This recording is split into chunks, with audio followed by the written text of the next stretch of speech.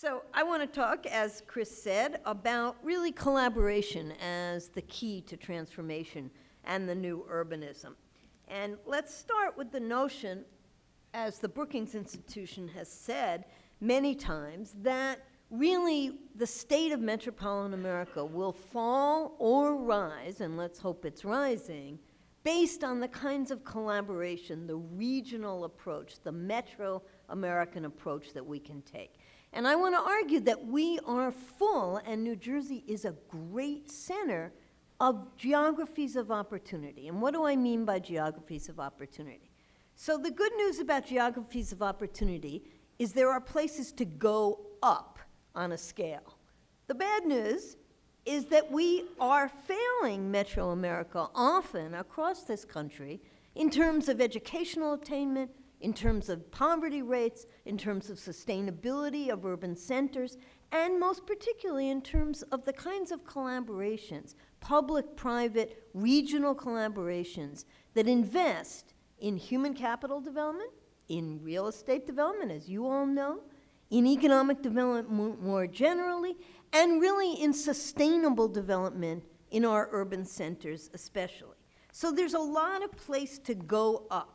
And the rewards of going up, the return on investment is really tremendous. So CEO for Cities, a wonderful think tank in Chicago, did a ridiculously easy estimate of how far the return on investment could come if we took these geographies of opportunity as we are today in this conference seriously. So 1% increase in the post-secondary attainment rate of the residents of the largest 51 metro areas in the United States would produce a $124 billion gain in aggregate annual income. 1% post-secondary attainment rate. We got to go way more than 1%, but it's there's tremendous opportunity in this country.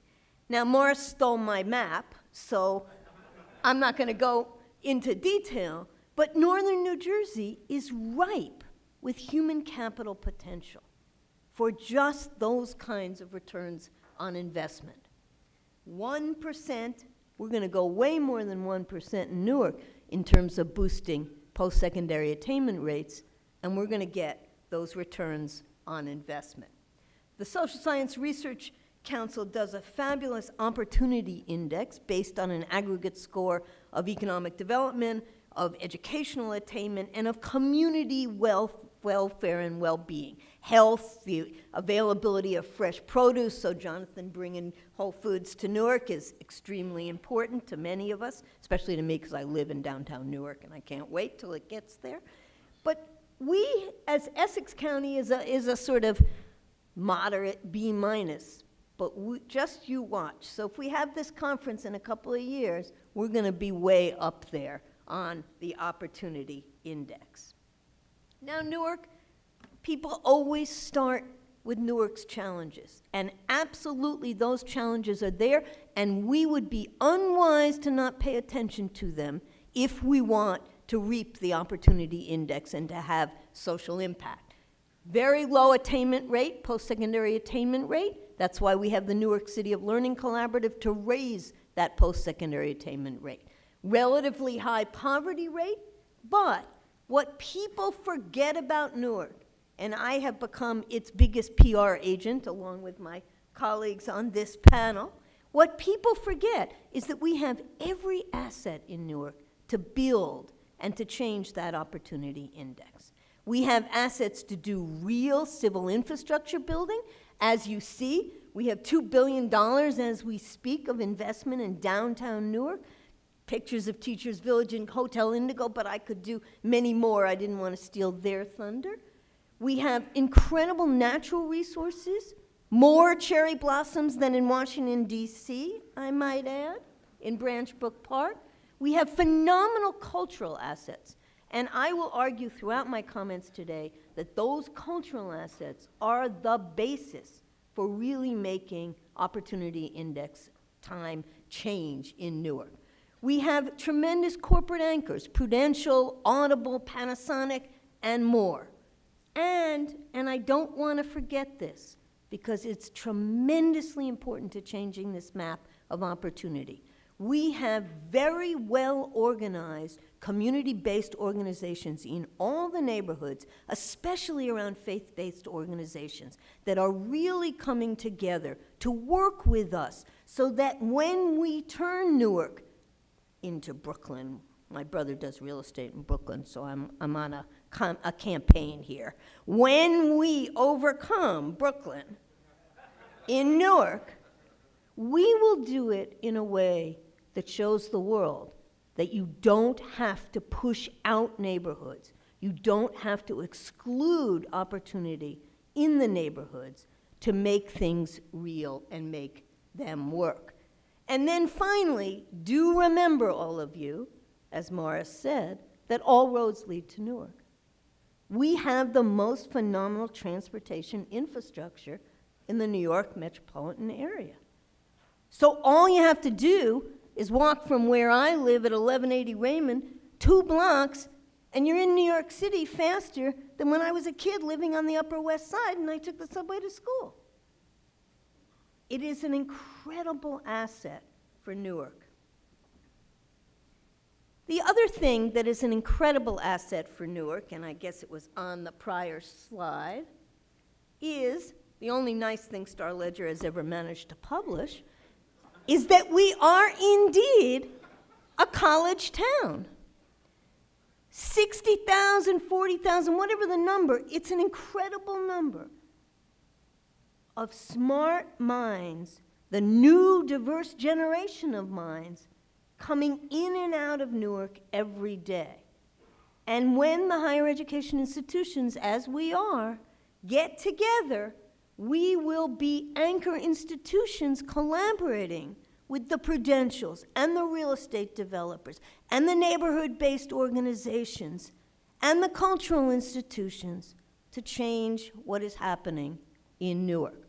So I'm going to concentrate on Rutgers University Newark, but everything we do is in partnership with our other higher ed institutions, with government, with private institutions, with business, and with the neighborhoods.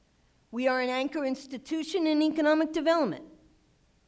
The Center for Real Estate being one example, the work we're doing with Audible on broadband superiority. Do you know that Newark, New Jersey produces all the broadband fiber for the financial district in New York? So we could do a little havoc here if we want to. I shouldn't say that. Rutgers has just had a cyber attack, so I shouldn't say that. Our Center for Urban Entrepreneurship and Economic Development, very important. And then sustainable procurement. Just getting the supply chain of sustainable procurement in Newark with all the major anchors together will make a huge difference in the economy within Newark. We need to build strong, healthy, safe neighborhoods. And we're all getting together to do that with City Hall, with the neighborhood-based organizations, with our higher ed institutions, our School of Criminal Justice and others, to really think about what greening vacant lots looks like in the neighborhoods in Newark, what really taking seriously youth violence looks like, what giving opportunity to the disconnected youth of Newark and reconnecting them to an educational pathway. And speaking of the educational pathway, we have a challenge in Newark to raise the post-secondary educational rate from an abysmal 17% to 25% by 2025, and I assure you we will make it. The Lumina Foundation has helped come in. We are one of their metro cities, and the challenge is on the table to bring together Essex and NJIT and Rutgers Newark and all of MPS and thinking about the business relationships and the internships and thinking about reconnecting those youth. And one of the major ways we do it is that we think about the universal language of arts and culture. We think about how we bring everybody to the table. This is a map, and you don't need to read the names, but all you need to know is that's about a 4-block area of downtown Newark. And those are all arts and cultural organizations from big ones like the Newark Museum to little ones like Algira Gallery, that are thriving hubs of bringing people together and making a difference. What's most important is in every one of those quadrants, whether it's economic development or neighborhoods or arts and culture or education, progress will be made based on cross-sector partnerships. So the word for Rutgers University Newark is everything we do, we are doing in partnership. And most of it, not necessarily in partnership with other educational institutions, in partnership with you, in partnership with business and government. All roads do indeed lead to Newark, but all roads, importantly, from Rutgers University Newark, will lead into Newark. So our current master plan is a master plan to merge our sense seamlessly with downtown Newark. So we're thinking about corridors, the Washington Street corridor, the University Ave corridor, but most importantly from Military Park on New Street all the way up through us. And we are thinking of the kinds of developments that can really make a difference in partnership. So currently, as Chris talked about, we have 15 Wash, which he was very modest in not mentioning that DevCo is wonderfully doing with us. 15 Wash, the lights are on, I think.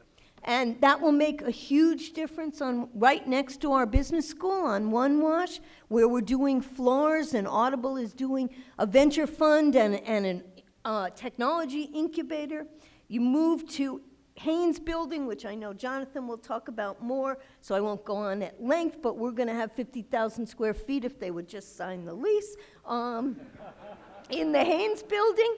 And then our jewel will be the Life Science Building on campus, and then it will take you all the way to Military Park. So Military Park now has free Wi-Fi. We are in partnership with the Military Park Partnership to bring that free Wi-Fi all the way up in the campus area. Most importantly, we believe that civil infrastructure like you build leads to social infrastructure, and it is social infrastructure that will dramatically change the face of the opportunity map for Newark. So up there you have 15 Washington, which now can be lit up at night, and in the Great Hall of 15 Washington will be a public-private performance space, a space for public lectures, a space to bring Newark into 15 Washington, where there will be 340 apartments for professional and graduate students and me.